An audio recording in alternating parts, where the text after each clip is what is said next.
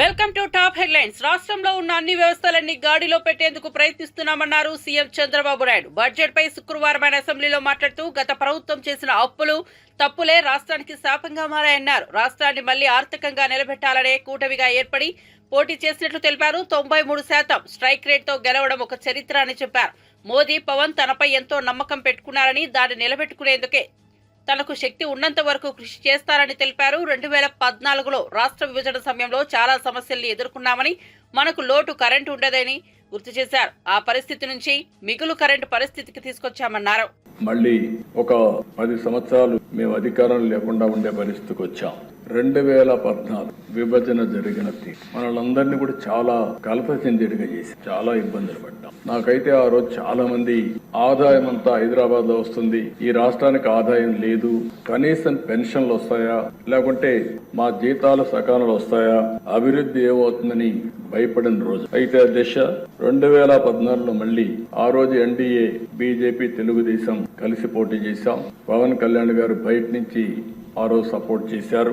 అక్కడి నుంచి మళ్ళీ ప్రజల సహకారం తీసుకున్నాం, అనుభవానంతా కూడా ఉపయోగించాం, సమర్థవంతమైన నాయకత్వాన్ని ఇచ్చాం. 22.5 మిలియన్ యూనిట్ల కరెంటు కొరతుంటే 3 నెలల్లో కరెంటు కొరత లేకుండా చేసి మళ్ళీ మిగులు కరెంటు సాధించిన పార్టీ తెలుగుదేశం పార్టీ. 5 సంవత్సరాలు వినూత్నమైన మార్గాలతో ముందుకు పోయి కరెంటు ఛార్జీలు పెంచకుండా సోలార్ గాని, విండ్ గాని ఇలాంటి వినూత్నమైన మార్గాలతో కరెంటు ఛార్జీలు తగ్గించడానికి ప్రయత్నం చేశాం. ఆ రోజు నేను ఒక మాట చెప్పాను, భవిష్యత్తులో కరెంటు ఛార్జీలన్నీ సోలార్ వల్ల ఎంతో ప్రయోజనాలు వస్తాయి. ₹1.50 నుంచి ₹2 లోపల యూనిట్ వస్తుందని చెప్పాం. అదే చూస్తే అప్పట్లోనే కొన్ని దగ్గర ₹1.99 వచ్చే పరిస్థితికి వచ్చింది. తర్వాత ఇప్పుడు స్టెబిలైజ్ అవుతా ఉంది. అలాంటి వినూత్నమైన కార్యక్రమాలతో ముందుకు పోయాం.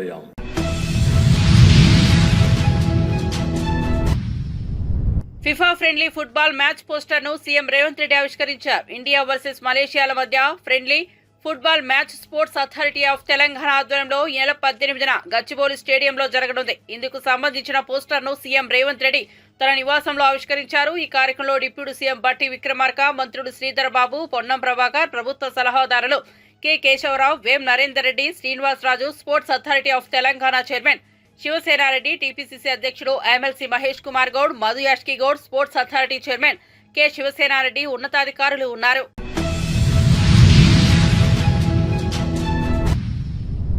ఏపీ అసెంబ్లీలో వైఎస్ఆర్సీపీ ఎమ్మెల్సీలు వర్సెస్ మంత్రులు అన్నట్లుగా చర్చ నడుస్తోంది. వైఎస్ఆర్సీపీ నేతలు అడుగుతున్న ప్రశ్నలకు కూటమి నేతల వద్ద సమాధానం లేకపోవడంతో సభను తప్పుదోవ పట్టించే విధంగా మంత్రులు ఆవేశంతో ఊగిపోతున్నారు. తాజాగా మంత్రి సత్యకుమార్ సమాధానం చెప్పకుండా డైవర్షన్స్ పాలిటిక్స్ చేశారు. అసెంబ్లీలో సభ్యులు అడిగిన ప్రశ్నలపై జవాబు ఇవ్వాల్సిన బాధ్యత మంత్రులపై ఉంటుంది. కానీ ఏపీ శాసన మండలిలో మాత్రం మంత్రులు దీనికి విరుద్ధంగా ప్రవర్తిస్తున్నారు. సమావేశాల సందర్భంగా మండలిలో మెడికల్ కాలేజీల నిర్మాణాలపై చర్చ జరిగింది. ఈ క్రమంలో వైఎస్ఆర్సీపీ ఎమ్మెల్సీలు ప్రశ్నించారు. మెడికల్ కాలేజీ నిర్మాణం ప్రభుత్వమే పూర్తి చేస్తారా, లేదా సీట్ల భర్తీ కోసం ఏ ఫార్ములాని అనుసరిస్తున్నారు? గుజరాత్ ఫార్ములాని అమలు చేస్తున్నారా? ప్రభుత్వ మెడికల్ కాలేజీలో ఉన్న సీట్లను నీట్ కౌన్సిలింగ్ ద్వారా చేయాలన్నారు. పులివెందల్లో హాస్పిటల్ ఒకటి కట్టారు అధ్యక్ష. ఇది హాస్టల్ కళాశాల ఒక్క హాస్పిటల్ మాత్రం కట్టారు. ఈ ఫోటోలు చూడండి అధ్యక్ష, ఈ ఫోటోలు చూడండి అధ్యక్ష. మేము అధికారంలోకి వచ్చే నాటికి ఒక హాస్పిటల్ మాత్రం కట్టి, హాస్టల్ కట్టకుండా, కాలేజ్ బిల్డింగ్లు కట్టకుండా, అమ్మాయిల కళాశాల అమ్మాయిలు హాస్టల్లో ఉండాల్సిన దాన్ని 4 గోడలు మాత్రం కట్టే అమ్మాయిలు మేము ఎక్కడ పెట్టి చదివించారు అధ్యక్ష.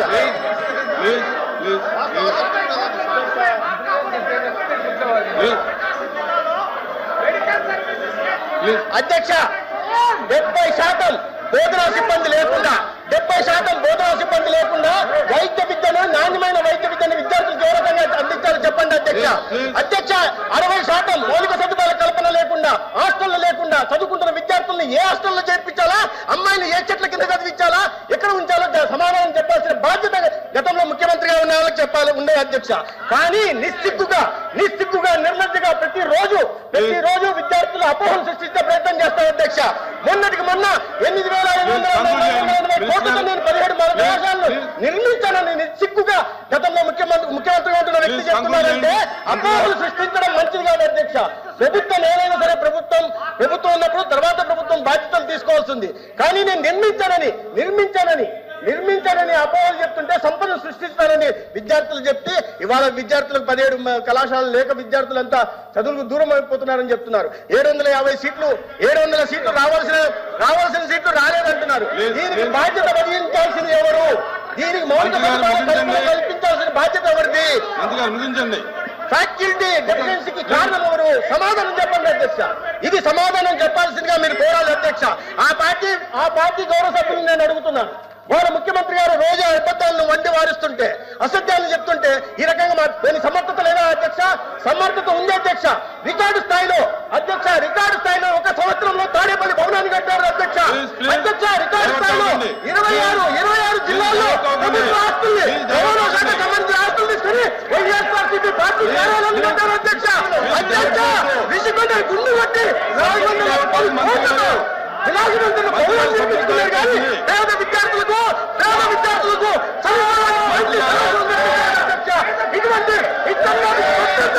ఇటువంటి పెత్తందారు ఇవాళ అబద్ధాలు చెప్తుంటే ఏంటి అధ్యక్ష? ఇది ఏంటి అధ్యక్ష? సమాధానం చెప్తుంటే సమాధానం చెప్పలేదు అధ్యక్ష. లేదంటే ఆ పార్టీ అధ్యక్షుడిని, ఆ గౌరవ సభ్యుల్ని చెప్పండి అధ్యక్ష.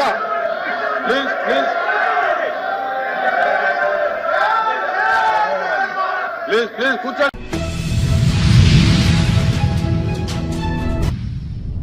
బడ్జెట్ పై బహిరంగ చర్చకు సిద్ధమంటూ సీఎం చంద్రబాబుతో సహా మంత్రులకు మాజీ మంత్రి కాకాని గోవర్ధన్ రెడ్డి సవాల్ విసిరారు. ఆయన మీడియాతో మాట్లాడుతూ సూపర్ 6 పథకాలు అమలు చేసే అవకాశం లేనేదని, అందుకు ఈ బడ్జెట్ ప్రవేశపెట్టిన తీరే నిదర్శనమన్నారు. శాసన మండలిలో బడ్జెట్ పై మాజీ ఆర్థిక మంత్రి యనమల రామకృష్ణుడు చేసిన ప్రసంగాన్ని కాకాని ఖండించారు. ఈ ప్రభుత్వంలో దాపురించింది మనందరం చూసాం. అటువంటిది జగన్మోహన్ రెడ్డి గారు ముఖ్యమంత్రి అయిన తర్వాత 80,454 కోట్ల రూపాయలకు సంబంధించినటువంటి ఆపరేషన్స్ కమెన్స్ అయ్యాయి. మెమరాండం ఆఫ్ అండర్స్టాండింగ్ కాదు, వాళ్ళు దానికి సంబంధించినటువంటి ఉత్పత్తులు ప్రారంభించారు. అంత పెట్టుబడులు తీసుకొచ్చి అది mega and large and mega projects గురించి మాట్లాడుతున్నాను. లార్జ్ అండ్ మెగా ప్రాజెక్ట్స్కు సంబంధించి 80,454 కోట్ల రూపాయలకు సంబంధించినటువంటి పెట్టుబడులతో ఆ కంపెనీలు వాటి పనులు ప్రారంభించి పనులు జరుగుతున్నాయి. ఈరోజు ప్రోడక్ట్స్ ఈరోజు వాటికి సంబంధించినటువంటి ఆ కమెన్స్ అనేటువంటి సందర్భం. దాంతోపాటు 3,94,000 ఎంఎస్ఎంఈస్ ప్రారంభమైనాయి. ఈరోజు micro small and medium entrepreneurs ఏదైతే ఉందో వాళ్ళు దాదాపుగా 3,94,000 యూనిట్లు ప్రారంభమయ్యాయి. కాబట్టి ఈరోజు ఏ విధంగా అభివృద్ధి చెందింది, ఏ విధంగా అభివృద్ధి ఉంది అనేటువంటి దాన్ని చూడాలంటే ఈరోజు నువ్వు అభివృద్ధితో పోల్చుకుంటే ఈరోజు ఒక్కసారి చూస్తే ఏదైతే గ్రాస్ వాల్యూ యాడెడ్ ఉందో ఆ గ్రాస్ వాల్యూ యాడెడ్ చూస్తే స్టేట్ కంట్రిబ్యూషన్ ఏ విధంగా ఉంది అని చూస్తే నేషనల్ కంట్రిబ్యూషన్కి gross value added of national gross value యాడెడ్కి ఈరోజు గ్రాస్ స్టేట్ వాల్యూ యాడెడ్ ఏ విధంగా ఉందంటే మన కంట్రిబ్యూషన్ ఏ విధంగా ఉందంటే 2014 నుంచి 2019 వరకు జీబీఏకి సంబంధించినటువంటి స్టేట్ కంట్రిబ్యూషన్ వచ్చి 2.86% చంద్రబాబు నాయుడు గారు ముఖ్యమంత్రిగా ఉన్నప్పుడు. జగన్మోహన్ రెడ్డి గారు ముఖ్యమంత్రి అయిన తర్వాత 2019 నుంచి 2024 వరకు 4.07%. అంటే నీ హయాంలో కేవలం 2.86% మాత్రమే నేషనల్ జీవీఏకి మన కంట్రిబ్యూషన్ ఉంటే జిఎస్వీఏ కంట్రిబ్యూషను. ఈరోజు జగన్మోహన్ రెడ్డి గారు ముఖ్యమంత్రి అయిన తర్వాత 2019 నుంచి 2024 వరకు మన కంట్రిబ్యూషన్ ఏదైతే ఉందో గ్రాస్ వాల్యూ యాడెడ్ మీద 4.07. అంటే దాదాపుగా నీకున్నటువంటి దానికన్నా కూడా ఈరోజు 1.2% పెరిగినటువంటి పరిస్థితి. కాబట్టి ఈరోజు ప్రతి ఒక్కటి చూస్తే దానికన్నా 45% అధికమైంది గతంలో నువ్వు ఉన్నటువంటి దానికన్నా. కాబట్టి ఏదో మాట్లాడేస్తామో ఏదో చేస్తామో అనేటువంటి విషయం కాకుండా ఈరోజు మేము మీకు సూటిగా చెప్పేది, మీరు మాట్లాడేటప్పుడు కానీ మాట్లాడించేటప్పుడు కానీ మీరు ఏ విధంగానైనా సరే ఒక నిర్ణయానికి వచ్చేసారు. ప్రజలకు మనం సూపర్ 6 ఇవ్వకూడదు, ఇవ్వడానికి వీలు లేదు, దాని ప్రకారం మీరు నడుచుకుంటున్నారు. ఏమీ అభ్యంతరం లేదు. మీరు ప్రజల పాపం ఓట్లు వేశారు. ఈరోజు అమాయకంగా మిమ్మల్ని చూసి వాళ్ళు బలైపోతున్నారని చెప్పి మాకు బాధ ఉంది కాబట్టి మేము ప్రశ్నిస్తున్నాం. మీరు మోసం చేస్తారని చెప్పినటువంటిది ఆనవాయితీ, చంద్రబాబు నాయుడు గారు ఆనవాయితీ, కొత్తగా వచ్చినటువంటిది ఏం లేదు. దానిని మోసం చేయడానికి, ఆ సూపర్ 6 ఎగ్గొట్టడానికి మీరు ప్రత్యామ్నాయాలు ఆలోచన చేస్తూ ఆ బురద వైఎస్ఆర్ కాంగ్రెస్ పార్టీ మీద, జగన్మోహన్ రెడ్డి గారి మీద వేసి ఏదో ఒక విధంగా పబ్బం గడుపుకోవాలనేటువంటి ఆలోచన చేయడం శోచనీయం. ఇది మీకు తగదు అని చెప్పి తెలియజేస్తున్నాం. కాబట్టి దీని మీద ఎటువంటి బహిరంగ చర్చ కానీ నిన్న జగన్మోహన్ రెడ్డి గారు సుదీర్ఘంగా మీరు పొందుపరిచినటువంటి, మీరు ప్రజెంట్ చేసినటువంటి బడ్జెట్ ప్రకారం, దాని ప్రకారం ఇస్తే మరలా మీరు శాసన మండలిని ఏదో ఒక విధంగా దానిని తప్పుదారి పట్టించి దాన్ని ఏదో ఒక విధంగా 14 లక్షల కోట్లు 10 లక్షల కోట్లు ఏదో అప్పులు అయిపోయినాయి, రాష్ట్రానికి సంబంధించి అభివృద్ధి జరగలేదు, అసలు క్యాపిటల్ అవుట్లైనే లేదు, కాబట్టి మేమేదో బ్రహ్మాండంగా చేసాం. ఆర్థిక రంగం ఈరోజు మరలా చెప్తున్నాం, చంద్రబాబు నాయుడు కన్నా జగన్మోహన్ రెడ్డి గారి హయాంలో సమర్థవంతంగా పనిచేసింది.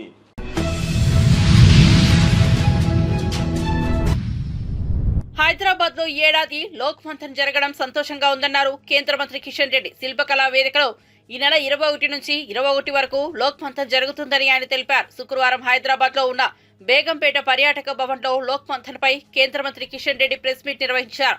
ఈ సందర్భంగా ఆయన మాట్లాడుతూ అంతర్జాతీయ సాంస్కృతిక మహోత్సవంగా లోక్ మంథన్ నిర్వహిస్తున్నట్లు చెప్పారు.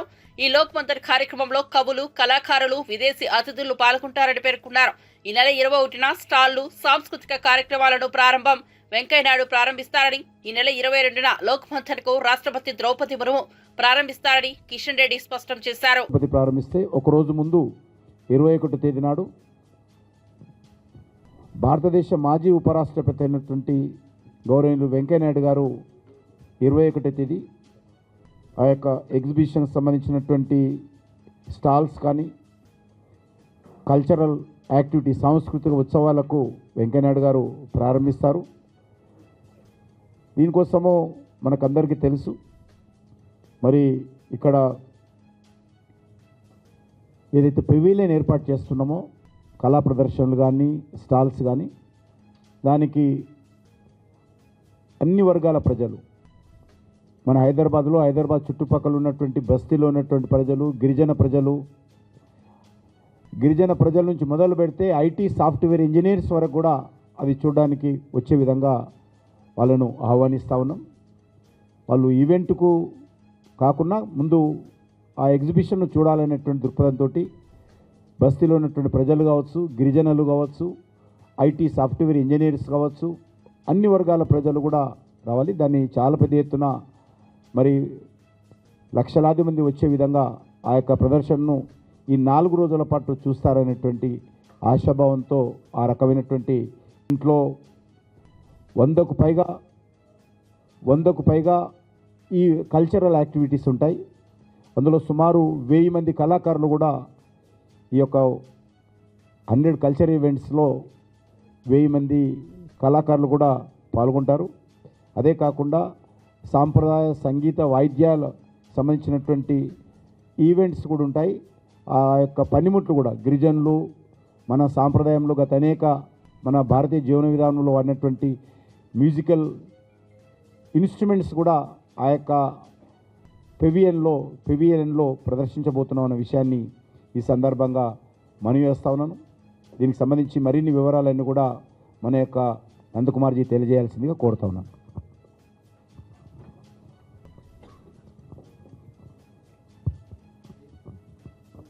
नमस्कार आदरणीय केंद्र मंत्री कृष्ण रेड्डी गारू ఈ యొక్క భగవాన్ బిర్సా ముండా జయంతి సందర్భంగా భారత ప్రభుత్వం కూడా గతంలో ఒక నిర్ణయం తీసుకున్నది. ఈరోజు జాతీయ గిరిజన గౌరవ దినోత్సవం కింద ప్రకటిస్తున్నాం. కాబట్టి లోకమంతంలో కూడా వందలాది మంది గిరిజన కళాకారులు కూడా పాల్గొంటారు. వందలాది మంది గిరిజనకు సంబంధించినటువంటి చేతి వృత్తులు ఏవైతే తయారు చేస్తారో అవన్నీ కూడా అక్కడ ప్రదర్శిస్తారు. కళా ప్రదర్శనలు ఉంటాయి, స్టాల్స్ ఉంటాయి. ఆ స్టాల్స్లలో అనేక రకాల వస్తువులు ప్రజలకు తమ యొక్క నైపుణ్యాన్ని ప్రదర్శించేటువంటి కార్యక్రమం కూడా కొనసాగుతుంది.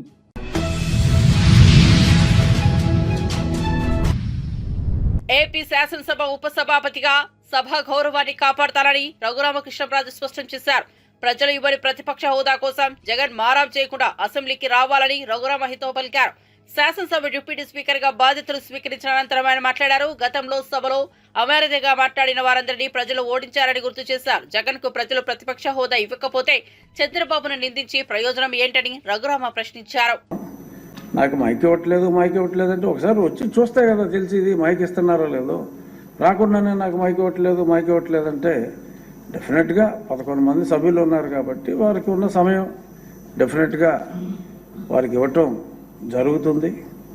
ఇంట్లోనే సెట్టింగ్ వేసుకుని మాట్లాడటం కరెక్ట్ కాదు. ఇంత వైభవంగా అసెంబ్లీ హాల్ ఉన్నప్పుడు వారు ఇక్కడికి వచ్చి తప్పనిసరిగా కుసంస్కారాలు కాదు, మా గౌరవనీయులైన ముఖ్యమంత్రి వర్యులు ఇటువంటి చెత్త భాషని ప్రోత్సహించే వ్యక్తి కాదు, అగౌరవపరిచే వ్యక్తి కూడా కాదు. కాబట్టి నేను గతంలో కూడా శాసనసభ్యుడిగా ఉన్నప్పుడు తోటి శాసనసభ్యుడిగా అసెంబ్లీలో వారికి తెలియజేయడం కూడా జరిగింది, మీరు రండి అసెంబ్లీకి కంపల్సరీగా అని. ఇప్పుడు ఉపసభాపతిగా కూడా అత్యున్నత విలువలు పాటిస్తూ మీరు హోదా మర్చిపోండి, ఎందుకంటే నాకు తెలిసిన న్యాయ పరిజ్ఞానంలో ప్రతిపక్ష నాయకుడు హోదా రాదు, మారం మానేసి వచ్చేయండి అసెంబ్లీకి, ఇది గౌరవ సభ, తప్పకుండా మిమ్మల్ని గౌరవిస్తామని చెప్పి ప్రతిపక్షానికి కూడా నేను మనస్ఫూర్తిగా తెలియజేస్తున్నాను. నేను ఎంపీగా ఎన్నికైనప్పుడు పెద్దలు వెంకయ్యనాయుడు గారి దగ్గరికి వెళ్ళి, గురుగారు మీరు నాకు కొన్ని ఎలా నడుచుకోవాలో చెప్పండి అంటే, ఒక్కరోజు కూడా పార్లమెంట్ మనకు కోవలెంట్ షక్దర్ పుస్తకం కొనుక్కుని ఖాళీగా పెడతావేమో, ఆయన విట్టు ఉంటుంది కదా, చదువు, డిబేట్లో యాక్టివ్గా ఉండు అని చెప్పి ఆయన చాలా స్పష్టంగా చెప్పారు. ఆయన చెప్పిన దాన్నే నేను 99% అటెండెన్స్ నాది.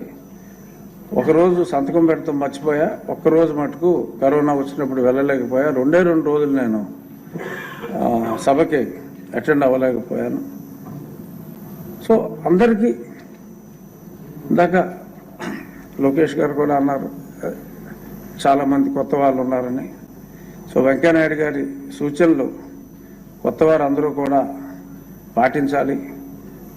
మీరందరూ అందరి శాసనసభ్యులకి కూడా తప్పకుండా మాట్లాడే అవకాశం ఉండాలి అనేది నా అభిమతం కూడా.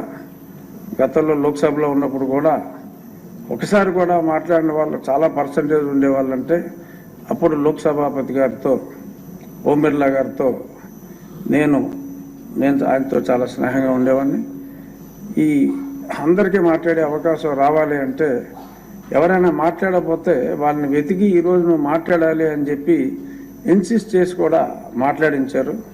అలాగా ఏ ఒక్కరిని కూడా అవకాశం ఉన్నంత వరకు నేను వదలను, కంపల్సరీగా మాట్లాడమనే కోరుకుంటాను. సమయం ఉన్నప్పుడు లైబ్రరీకి వెళ్ళి మరి గతంలో పెద్దలందరూ మాట్లాడిన ఆనిముత్యాలు లాంటి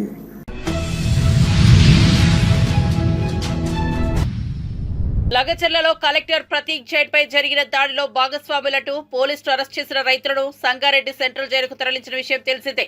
ఈ క్రమంలో కేటీఆర్ వాళ్ళందరినీ జైలుకెళ్లి పరామర్శించారు. తాము అండగా ఉంటామని రైతులకు భరోసా ఇచ్చారు. అనంతరం మీడియాతో మాట్లాడుతూ జైలులో ఉన్న రైతులపై 3rd డిగ్రీ ప్రయోగిస్తూ చిత్రహింసలకు గురి చేస్తున్నారని, మెజిస్ట్రేట్ కు ఈ విషయం చెబితే వాళ్ళ ఇళ్లలో వాళ్ళకి ఇదే గతి పడుతుందని బెదిరిస్తున్నారని తీవ్ర ఆరోపణలు చేశారు. జైల్లో ఉన్న రైతుల బాధ వర్ణనాతీతంగా ఉందని, సంఘటనతో సంబంధం లేని వాళ్లను కూడా జైల్లో పెట్టారని ఆరోపించారు. ఇదంతా రేవంత్ రెడ్డి కుట్ర అని, ఫార్మా విలేజ్ పేరుతో కుటుంబ సభ్యులకు భూములు కట్టబెట్టడమే ఆయన ప్లాన్ అని తీవ్ర ఆరోపణలు చేసిన కేటీఆర్ భూమి కోల్పోయిన రైతుల కన్నీళ్లు పెట్టుకుంటున్నారని ఆవేదన వ్యక్తం చేశారు. అలాగే సీఎం రేవంత్ పదవి 5 ఏళ్లే, మీ ఢిల్లీ వాళ్ళకి కోపం వస్తే రేపో మాపో పదవి పోతుందంటూ వార్నింగ్ ఇచ్చారు. మేము అడిగినాం ఏం జరిగింది అంటే వాళ్ళు చెప్పేది ఒకటే, అన్న మొత్తం 60-70 మందిని మొదలు అరెస్ట్ చేసినారు, 2 DCMలలో ఎక్కించుకొని తీసుకొని పోయినారు. మా దుద్యాల మండల కాంగ్రెస్ పార్టీ అధ్యక్షుడు, ఆయన పేరు శేఖరు, ఆయన అనుచరులు కూడా ఈ దాడిలో పాల్గొన్నారు. ఎందుకంటే కాంగ్రెస్ వాళ్ళ భూములు కూడా పోతున్నాయి. వాళ్ళ పేర్లు కూడా చెప్పినారు మాకు, రమేషు, ఇంకా 4 పేర్లు చెప్పినారు సార్, నరసింహులు, రమేషు, ఇంకా రాములు నాయక్ అని కాంగ్రెస్ వాళ్ళు వాళ్ళ భూములు పోతుంటే వాళ్ళు దాడి చేసినారన్న. మొత్తం 70 మందిని తీసుకుపోయినారు. ముందు తీసుకుపోయినాక తిరుపతి రెడ్డి ఫోన్లో ఆదేశాలు ఇస్తున్నాడు. ఒక రాజ్యాంగేతర శక్తి, ముఖ్యమంత్రి అన్న కావడమే ఆయనకున్న అర్హత, ఆయనకి ఏ పదవి లేదు, ప్రజాప్రతినిధి కాదు. కలెక్టర్లు ఆయన ముంగట మోకరిల్లాల. ఇవాళ అధికారులు మొత్తం ఆర్డీఓలు, పోలీసోళ్ళు ఆయన చెప్పినట్టు ఆడాల. కొడంగల్కు ఆయన చక్రవర్తి, రారాజు. రేవంత్ రెడ్డి కాదు, అక్కడ రేవంత్ రెడ్డిది ఏం చెల్లదట, తిరుపతి రెడ్డిదే నడుస్తుందట. ఆ తిరుపతి రెడ్డి శిష్యుడు శేఖరు మండల కాంగ్రెస్ పార్టీ ప్రెసిడెంట్. ఈ 70 మందిని తీసుకపోతే, 2 DCMలు ఎక్కించి తీసుకపోతే అందులో ఎవరెవరు బీఆర్ఎస్ వాళ్ళు వాళ్ళను మాత్రమే ఇవాళ 21 మందిని రిమాండ్కి పంపినారు, మిగతా వాళ్ళందరినీ ఇంటికి పంపినారు. అలా కాంగ్రెస్ వాళ్ళు దాడి చేసిన వాళ్ళల్లో ఇప్పుడు నేను చెప్పిన పేర్లు ఉన్నాయి, వీడియోలో కనబడతారు, మీరు చూడండి. వాళ్ళని మాత్రం ఇంటికి పంపి ఎవరెవరైతే బీఆర్ఎస్ వాళ్ళో వాళ్ళనే పెట్టండి జైల్లో అని చెప్పి ఈ దాడి మొత్తం బీఆర్ఎస్ వాళ్ళే చేయించిండ్రు. ఈ దాడి మొత్తం రాజకీయ దాడి, ప్రజలు చేసింది కాదు అనే ఒక కుట్ర ప్రభుత్వం చేస్తున్నది. అనుముల రేవంత్ రెడ్డి చేస్తున్నాడు, ఆయన అన్న అనుముల తిరుపతి రెడ్డి ఆ మండల కాంగ్రెస్ పార్టీ అధ్యక్షుడు చేస్తా ఉన్నాడు.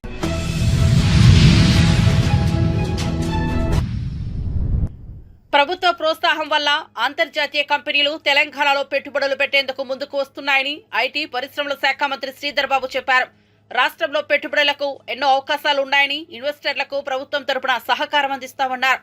అలెగ్రో మైక్రో సిస్టంతో శుక్రవారం తెలంగాణ ప్రభుత్వం ఎంఓయూ కుదుర్చుకుంది. ఈ మేరకు మంత్రి శ్రీధర్ బాబుతో ఆ సంస్థ సీఈఓ వినీత్ నేతృత్వంలోని సంస్థ ప్రతినిధులు బృందం హైదరాబాద్ లో భేటీ అయ్యారు. ఈ సందర్భంగా ఈ అవగాహన ఒప్పందానికి సంబంధించిన వివరాలను ఆ సంస్థ సీఈఓతో కలిసి మంత్రి శ్రీధర్ బాబు వెల్లడించారు. రాష్ట్రంలో సెమీ కండక్టర్లకు సంబంధించి R&D సెంటర్ను ఏర్పాటు చేయబోతున్నట్లు మంత్రి తెలిపారు. ఎంప్లాయ్మెంట్ చేసుకుంటామని, దానికి సంబంధించి ఈ మైక్రో సిస్టమ్స్ సంబంధించిన అంశం విషయంలో రాబోయే కాలంలో ఈవీ అదేవిధంగా సెమీ కండక్టర్స్ సంబంధించిన అంశాలు, ఇక్కడ ఉన్న డిజైన్ కంపెనీస్ ప్రథమంగా రాబోయే కాలంలో ఇక్కడున్న వాతావరణంలో, ప్రధానంగా పారిశ్రామిక వాతావరణంలో పెద్ద ఎత్తున తెలంగాణ రాష్ట్రం ఉన్న అవకాశాలను దృష్టిలో పెట్టుకుని వారు ఇక్కడికి రావటం, ఆలోచన చేసి నిర్ణయం తీసుకోవటం పట్ల మేము హర్షం వ్యక్తం చేస్తూ స్వాగతం పలుకుతా ఉన్నాం. We are welcoming Allegro Microsystem for launching their R&D center in Hyderabad. We are extending on behalf of the state of Telangana, our government, we are extending all the support to the Allegro Microsystems who made a decision to put up their R&D center in Hyderabad. This R&D center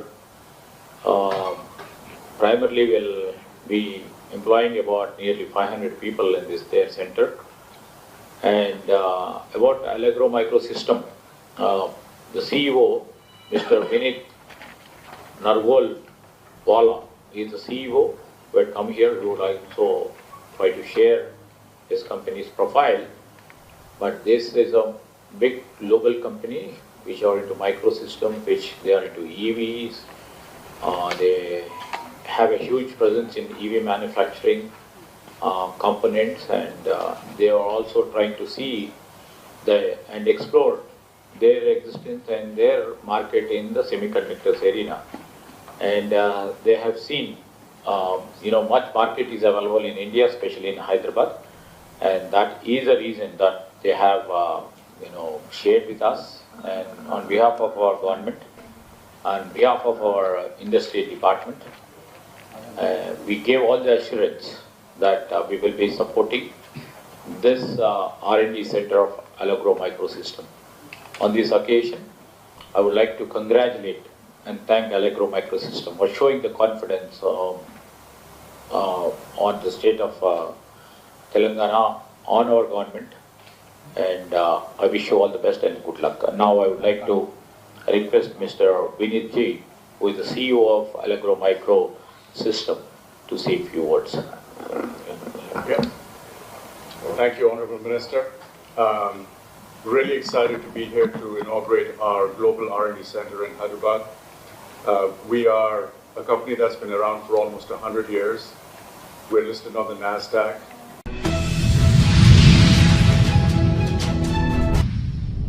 రాష్ట్రంలో ఆధిపత్యం కనీసం BRS BJP పార్టీలు రాజకీయాలు చేస్తున్నాయని మంత్రి తుమ్మల నాగేశ్వరరావు ఆరోపించారు. సచివాలయంలో ఆయన మీడియాతో మాట్లాడుతూ దేశంలోనే రికార్డు స్థాయిలో ధాన్యం ఉత్పత్తి సాధించామని పేర్కొన్నారు. 40 లక్షల ఎకరాల్లో రైతులు సన్నవడ్లను పండించారని తెలిపారు. 28 జిల్లాల్లో ధాన్యం కొనుగోలు ఊపందుకున్నాయని అన్నారు.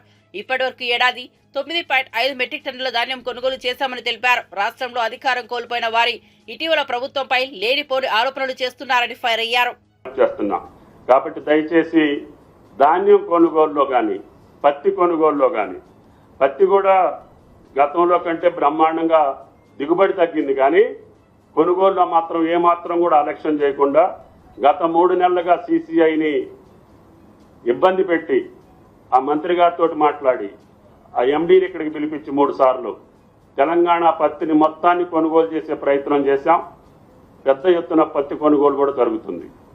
ఎక్కడైనా ఏదైనా టెక్నికల్గా సమస్య వస్తే రైతులకు కూడా మేము విజ్ఞప్తి చేశాం. దయచేసి మీకు ధర కావాలంటే మా ఇచ్చిన మెయింటైన్ చేసుకోండి, వాతావరణం కూడా మీకు అనుకూలంగా ఉంది, తప్పకుండా తెలంగాణ రైతాంగం పండించినటువంటి ప్రతి పంటని కొనుగోలు చేస్తామని చెప్పి విజ్ఞప్తి చేస్తూ రాజకీయ పార్టీలు ఎప్పుడు కూడా రైతును బలిపశువు చేసే విధానానికి పాల్పడొద్దు. మీ రాజకీయ లక్ష్యాలు ఛేదించాలంటే వేరే మార్గాలు ఉంటాయి. ప్రభుత్వం వాస్తవంగా తప్పు చేస్తే మీ తప్పును మేము సర్దిద్దుకోవటానికి మేము సిద్ధంగా ఉన్నాం. కానీ ఇన్ని ప్రయత్నాలు చేసి దేశంలో ఎక్కడా లేనటువంటి విధంగా ఈనాడు వ్యవసాయ బడ్జెట్ని పెంచి సుమారు 47,000 కోట్లు, ఏ బడ్జెట్లో కూడా ఈ రాష్ట్రంలో ఈ దేశంలో అంత పెద్ద మొత్తాన్ని కేటాయించినటువంటి రాష్ట్రం లేదు. అటువంటి రాష్ట్రాన్ని పట్టుకొని కష్టపడ్డటువంటి రైతుని మీరు కన్నీళ్లు పెట్టి ఇవ్వాలని చెప్పో, లేకపోతే కృత్రిమమైనటువంటి కార్యక్రమాలు నిర్వహించి తాత్కాలికంగా మీరు శునకానందం పొందొచ్చు. అది మంచిది పద్ధతి కాదు రాజకీయ పార్టీలకు అని చెప్పి విజ్ఞప్తి చేయదలుచుకున్నాం. కాబట్టి దయచేసి మేము అన్నటువంటి ప్రతి మాట రైతుకు సంబంధించి 2 లక్షల రుణమాఫీ చెప్పాం. అది ఆగస్టు 15కి 2 లక్షల లోపు ఉన్నటువంటి వాళ్ళందరికీ చేశాం. 2 లక్షల పైన ఉన్నటువంటి వాళ్ళకు కూడా రేపు రైతు సదస్సులో మిగిలినటువంటి వాళ్ళకి ఎప్పుడు ఇస్తాం, ఏ రకంగా ఇస్తాం, మొట్టమొదటి సంవత్సరంలోనే మేము తప్పకుండా రుణమాఫీ పూర్తి చేస్తామని చెప్పి కూడా ముఖ్యమంత్రి గారు కేబినెట్ నిర్ణయించుకున్నాం. తప్పకుండా ఆ కార్యక్రమాన్ని కూడా పూర్తి చేసే బాధ్యత మాది. దాని తర్వాత రైతు భరోసా కూడా సబ్ కమిటీ నివేదిక వచ్చిన తర్వాత తప్పకుండా రైతు భరోసాను కూడా కంటిన్యూ చేయాలనేది మా ప్రభుత్వం యొక్క లక్ష్యం. అంతేకాకుండా పంట బీమాను కూడా ఈ సంవత్సరం కేబినెట్లో చర్చించి ఏ పంట అయినా సరే, ఏ రైతు అయినా సరే నష్టపోతే తప్పకుండా రైతును ఆదుకోవాలి. అవసరమైతే ఆ రైతుల యొక్క ప్రీమియం కూడా రాష్ట్ర ప్రభుత్వమే భరాయించి అకాల వర్షాలకో ప్రకృతి వైపరీత్యాలకో నష్టం జరిగితే ఆ పంట నష్టం వచ్చేటట్టుగా రైతును ఆదుకోవాలన్న ఏకైక ప్రభుత్వం భారతదేశంలో తెలంగాణ ప్రభుత్వం. ఇన్ని కార్యక్రమాలు చేస్తున్నటువంటి ప్రభుత్వం, గతంలో వాళ్ళు ఎగవేసినటువంటి రైతు బంధుని చెల్లించినటువంటి ప్రభుత్వం, అదేవిధంగా అన్ని డిపార్ట్మెంట్లో ఉన్నటువంటి బాకీల్ని తీర్చి కొత్త విధానానికి పోతా ఉన్నాం. కాబట్టి దయచేసి తెలంగాణ రైతుని ఇబ్బంది పెట్టేటటువంటి మీ రాజకీయ క్రీడ మానేయమని చెప్పి ఆ రాజకీయ పార్టీలకు విజ్ఞప్తి చేస్తున్నాం. Thank you.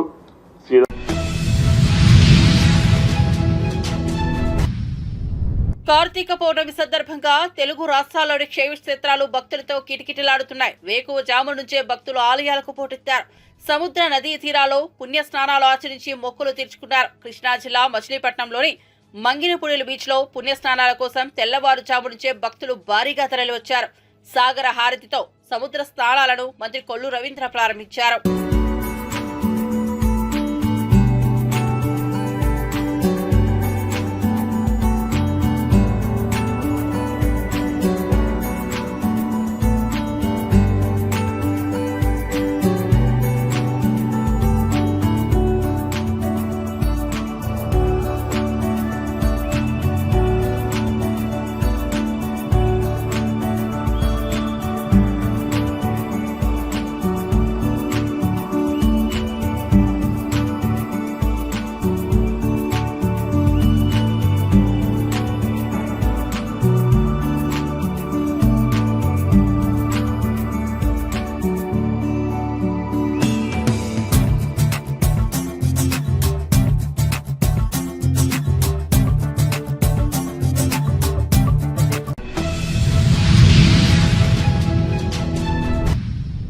కార్తీక పౌర్ణమిని పురస్కరించుకుని విజయవాడ దుర్గా మల్లేశ్వర స్వామి దేవస్థానం ఆధ్వర్యంలో ఇంద్రకీలాద్రిపై గిరి ప్రదర్శన ఘనంగా నిర్వహించారు.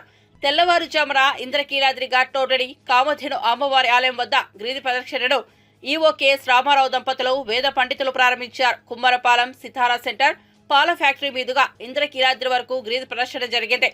ఈ కార్యక్రమంలో భక్తులు పెద్ద ఎత్తున పాల్గొన్నారు.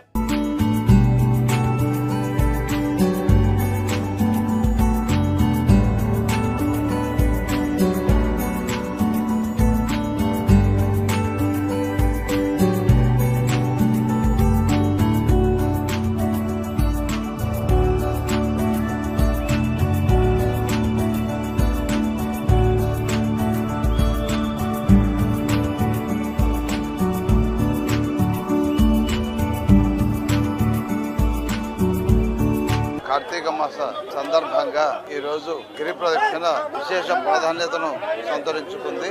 ఈ రోజు దేవస్థానంలో జరిగే అన్ని కార్యక్రమాలకు స్పందిస్తూ భక్తులు కూడా అత్యధిక సంఖ్యలో గిరి ప్రదక్షిణలో పాల్గొనడం విశేషం. చాలా విశేషమైన రోజున గిరి ప్రదక్షిణలో పాల్గొని స్వామి అమ్మవారి యొక్క కృపకు పాత్రలు అవుతారని సంపూర్ణంగా విశ్వసిస్తూ, అలాగే ఈ రోజు కార్యక్రమాలు అయినటువంటి అభిషేకాలు, కాలార్చన, లక్ష బిల్వార్చన, అలాగే సహస్ర లింగార్చన కార్యక్రమాలన్నిటితో పాటుగా దీపోత్సవం తర్వాత జ్వాలా తోరణం కూడా ఈ రోజు ఉండడం విశేషం.